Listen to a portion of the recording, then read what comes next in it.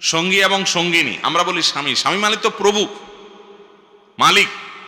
কোরআন এবং সুন্নাহ আমাদেরকে স্বামী স্ত্রীকে পরস্পর, আমরা যাদেরকে স্বামী স্ত্রী বলি, আমরা বোঝার জন্য স্বামী স্ত্রী বলতেছি, এভাবে স্বামী স্ত্রী বলে নাই। কোরআন হাদিস বলছে জাওজ জাউজা। জাওজ মানে হলো সঙ্গী, জাউজা মানে সঙ্গিনী, আমার লাইফ পার্টনার, আমার জীবনের সঙ্গী।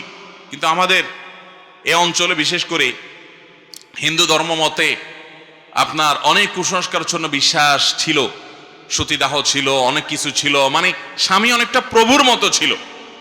ইসলাম সেটা বলে না। ইসলাম বলে স্বামী স্ত্রী পরস্পর সঙ্গী।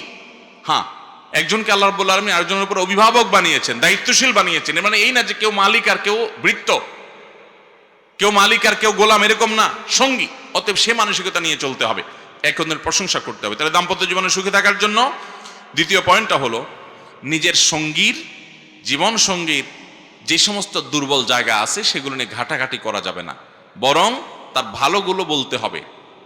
তার বাবার বাড়ির, তার ভাই বোনের, তার মা বাপের ভালোগুলো বলতে হবে। এগুলো যত বেশি বলা বলি করা হবে তত বেশি দাম্পত্য জীবনে সুখী হওয়া যাবে ইনশাআল্লাহ। নাম্বার 3, অন্যের সুখের মিথ্যা গল্প বলা যাবে না, এমনকি সত্য গল্প বলা যাবে না। সত্য গল্প বুঝেন? কোন বন্ধুর বাসায় খাইছেন, বন্ধুর বউ রান্না বাড়া করছে, ডাইলটা ছিল জোস, আইসা বাসায় বলে বললেন আরে কি ডাইল খাইলাম, ব্যাস দিলেন আর কি আগুন দিয়া।